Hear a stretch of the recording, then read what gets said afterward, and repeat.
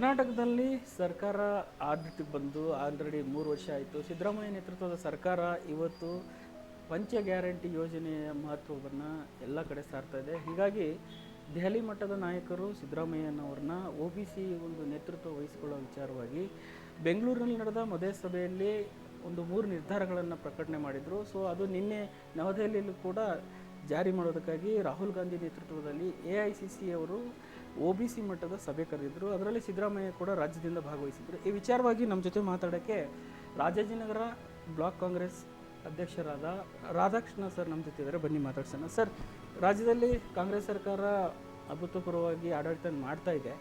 ಜೊತೆಗೆ ಸಿದ್ದರಾಮಯ್ಯನವರು ರಾಷ್ಟ್ರೀಯ ಮಟ್ಟದಲ್ಲಿ ಹೆಸರು ಮಾಡಲಿಗೆ ಈಗ ಅವ್ರನ್ನ ಪ್ರೊಜೆಕ್ಟ್ ಮಾಡ್ತಾ ಇದ್ದಾರೆ, OBC ನಾಯಕರು ಅಂತೇಳಿ. ಏನು ಹೇಳ್ತೀರಿ ಸರ್? ಸಿದ್ದರಾಮಯ್ಯನವ್ರ ಬಗ್ಗೆ ಹೇಳಬೇಕಂದ್ರೆ ಒಬ್ಬ ಧೀಮಂತ ನಾಯಕ. ಅವರು ಅಹಿಂದ ಅಂತ ಇಲ್ಲಿ ಅವರಿಂದನೇ ಪ್ರಾರಂಭ ಆಗಿದ್ದು. ಅಲ್ಪಸಂಖ್ಯಾತರು, ಹಿಂದುಳಿದವರು, ದಲಿತರು ಇವರೆಲ್ಲರಿಗೂ ಅತಿ ಮೆಚ್ಚಿನ ನಾಯಕ. ಕರ್ನಾಟಕದಲ್ಲಿ ಒಂದು ಒಳ್ಳೆಯ ಹೆಸರಿದೆ ಸಿದ್ದರಾಮಯ್ಯನವರಿಗೆ, ಒಳ್ಳೆಯ ಆಡಳಿತಗಾರ ಕೂಡ.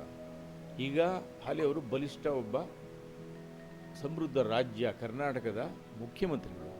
ಸೊ ಹಾಗಾಗಿ ನಮ್ಮ ಕಾಂಗ್ರೆಸ್ಸು ಅವರ ಈ ಒಂದು ಶಕ್ತಿನ ಬಳಸ್ಕೊಳ್ಲಿಕ್ಕೆ ಹಿಂದುಳಿದ ವರ್ಗದ ನಾಯಕ ಅಂತ ಬಿಂಬಿಸ್ತಾ ಇದ್ದಾರೆ. ಒಂದು ತಪ್ಪೇನಿಲ್ಲ, ತುಂಬ ಒಳ್ಳೆಯದೇ ಅಂತಲೇ ಹೇಳಬೇಕು. ಸರ್, ಕರ್ನಾಟಕದಲ್ಲಿ ಈಗ ನೀವು ಹೇಳಿದ್ರಿ ಅಹಿಂದ ನಾಯಕ ಅಂತ. ಈಗ ದಲಿತರ ವಿಚಾರ ಬಂದಾಗ ಏನು ಮೀಸಲಾತಿ ವಿಚಾರವಾಗಿ ಸುಪ್ರೀಂ ಕೋರ್ಟ್ ಆರ್ಡರ್ ನೀಡಿದೆ. ನೀವು ಕೆನೆ ಪದರ ಏನಿದೆಯೋ ಅದನ್ನು ಕ್ರೀಮಿ ಲೇಯರ್ನ ನಿಮ್ಮ ರಾಜ್ಯಗಳಲ್ಲಿ ಅಳವಡಿಕೆ ಮಾಡಬೇಕು ಅಂತ. ಬಟ್ ಕರ್ನಾಟಕದಲ್ಲಿ ಮಾತ್ರ ಈಗ ನಿಮ್ಮ ಸರ್ಕಾರ ಇರ್ತಕ್ಕಂಥ ತೆಲಂಗಾಣದಲ್ಲಿ ಆಲ್ರೆಡಿ ಅದು ಜಾರಿಗೆ ಬಂದಿದೆ. ಕರ್ನಾಟಕದಲ್ಲಿ ಮಾತ್ರ ಮೀನಮೇಷ ಎಣಿಸ್ತಾ ಇದ್ದಾರೆ. ಎಲ್ಲ ಒಂದು ಕಡೆ ದಲಿತರಿಗೆ ಅವ್ರ ಹೆಸರುಗಳ ಅಧಿಕಾರಕ್ಕೆ ಬಂದ ಸಿದ್ದರಾಮಯ್ಯನವರು ಈಗ ಅದನ್ನು ಜಾರಿ ಮಾಡೋಕ್ಕೆ ಹಿಂದೇಟು ಹಾಕ್ತಾ ಇದ್ದಾರೆ. ಯಾಕೆ? ಇಲ್ಲ, ಹಿಂದೇಟು ಅನ್ನೋ ಪ್ರಶ್ನೆ ಬರೋದಿಲ್ಲ. ನಮ್ಮಲ್ಲಿ ಕೂಡ ಕರ್ನಾಟಕದಲ್ಲಿ ಕೂಡ ಆ ದಿಶೆನಲ್ಲಿದ್ದಾರೆ, ಆ ದಿಕ್ಕಿನಲ್ಲಿದ್ದಾರೆ ಖಂಡಿತ. ಏನು OBCಗೆ ಸ್ವಲ್ಪ ಜಾಸ್ತಿ ಪರ್ಸೆಂಟೇಜು ಸಿಗಬೇಕು ಅನ್ನೋದು ಮಾಡ್ತಾರೆ ಅನ್ನೋದು ನಮಗಾದ್ರೂ ಭರವಸೆ ಇದೆ ಖಂಡಿತ. ಕರ್ನಾಟಕದ ಕೇಂದ್ರ ಉಸ್ತುವಾರಿ ಸುರ್ಜೇವಾಲಾ ಅವರು ಸಚಿವರ ಮೌಲ್ಯಮಾಪನ ಮಾಡುವ ಒಂದು ಹೆಸರಲ್ಲಿ ಸರ್ಕಾರದ ಅಧಿಕಾರಿಗಳನ್ನು ಕರೆದು ಸಭೆ ಮಾಡಿ ದುರ್ಬಳಕೆ ಮಾಡ್ತಾರೆ ಅಂತ ಅಪೋಸಿಷನ್ ಅವರು ಆರೋಪ ಮಾಡ್ತಾ ಇದ್ದಾರೆ. ಏನು ಹೇಳ್ತೀವಿ? ಸುಳ್ಳದು. ಏನು ಅಧಿಕಾರಿಗಳನ್ನ ಎಲ್ಲಿ ಕರೆದಿದ್ದಾರೆ? ಅಧಿಕಾರಿಗಳ ಜೊತೆ ಸುರ್ಜೇವಾಲಾದೇನಿದೆ ಕೆಲಸ?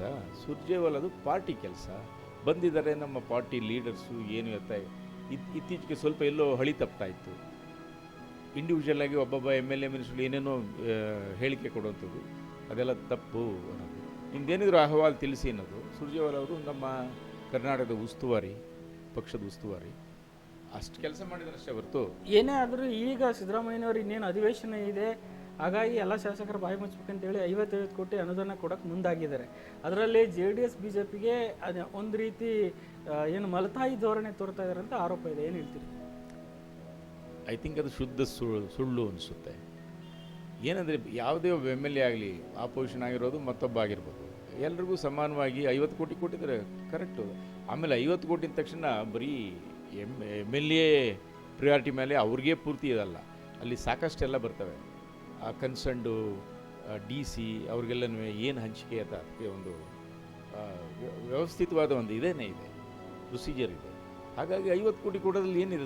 ಡೆವಲಪ್ಮೆಂಟ್ ಇದಕ್ಕೆ ಪ್ರತಿಯೊಂದು ವಿಧಾನಸಭೆಗೆ ಕೊಡೋದು ಕರ್ತವ್ಯ. CM ಕೊಟ್ಟಿದ್ದಾರೆ. ಅದರಲ್ಲಿ ತಾರತಮ್ಯ ಐ ಡೌಟ್ ಇಟ್. ಸರ್, ಈಗ ನಿನ್ನೆ ಯತೀಂದ್ರ ಸಿದ್ದರಾಮಯ್ಯ ಶಾಸಕರು ಅವರು ಕೂಡ ಒಂದು ಹೇಳಿಕೆಯನ್ನು ಕೊಟ್ಟಿದ್ದಾರೆ. ಮೈಸೂರು ಮಹಾರಾಜರಿಗಿಂತ ಜಾಸ್ತಿ ಸಿದ್ದರಾಮಯ್ಯನವರು ಮೈಸೂರು ಅಭಿವೃದ್ಧಿ ಮಾಡಿದ್ದಾರೆ ಅಂತ ಹೇಳಿ ವಿವಾದಾತ್ಮಕ ಹೇಳಿಕೆಯನ್ನು ವಿರೋಧ ಪಕ್ಷ ಸೇರಿದಂತೆ ಎಲ್ಲರೂ ಖಂಡಿಸ್ತಾ ಇದ್ದಾರೆ. ನೀವೊಬ್ಬ ಕಾಂಗ್ರೆಸ್ಸಿಗರಾಗಿ ಏನು ಹೇಳ್ತೀವಿ? ಅದು ಶುದ್ಧ ತಪ್ಪು ಅಂತ ನಾನು ಅವ್ರಿಗೆ ಹೇಳಲಿಕ್ಕೆ ಬಯಸ್ತೀನಿ. ಯಾಕೆಂದರೆ ನಾಲ್ವಡಿ ಕೃಷ್ಣರಾಜ ಒಡೆಯರ್ ಅಂತ ಮೇರು ವ್ಯಕ್ತಿತ್ವಕ್ಕೆ ಯಾರು ಸಿದ್ದರಾಮಯ್ಯನವರು ಮತ್ತು ಇವ್ರನ್ನ ಅದು ಫಸ್ಟ್ ಆಫ್ ಆಲ್ ಕಂಪೇರೇ ಮಾಡಿಕೊಡುದು. ಕಂಪ್ಯಾರಿಸನ್ ಸರಿ ಇಲ್ಲ. ಅದೆಲ್ಲೋ ಬಾಲಿಶವಾದಂಥ ಒಂದು ಇದು.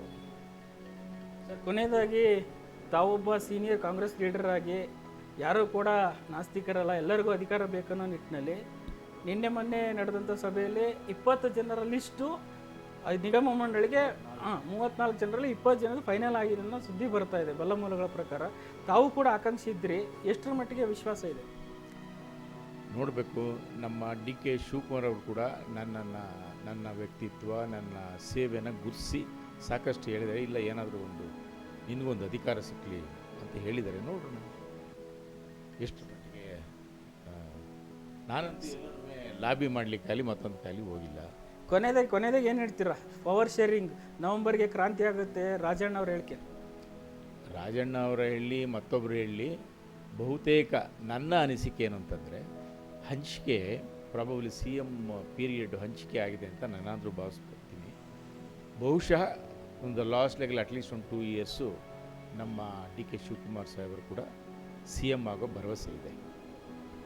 ಸೊ ಒಟ್ಟಾರೆ ಹೇಳೋದಾದರೆ ಕಾಂಗ್ರೆಸ್ ಪಕ್ಷಕ್ಕೆ ಸಿದ್ದರಾಮಯ್ಯನವರ ಶ್ರಮ ಎಷ್ಟಿದೆಯೋ, KPCC ಅಧ್ಯಕ್ಷರಾಗಿ CM ಡಿ ಕೆ ಶಿವಕುಮಾರ್ ಅವರ ಶ್ರಮನೂ ಅದೇ ಥರ ಇದೆ. ಹಾಗಾಗಿ ಅವರು ಕೂಡ ಅಧಿಕಾರ CM ಆಗೋದ್ರಲ್ಲಿ ಯಾವುದೇ ರೀತಿ ಸಂದೇಹ ಇಲ್ಲ ಅನ್ನೋದು ರಾಧಾಕೃಷ್ಣ ಅವರ ಮಾತಾಗಿತ್ತು. ಕ್ಯಾಮ್ರಾ ಪರ್ಸನ್ ಕಾಂತರಾಜ್ ಜೊತೆ ಚಂದ್ರಶೇಖರ್ ಯಲಬುರ್ಗಿ, 4M TV ಬೆಂಗಳೂರು.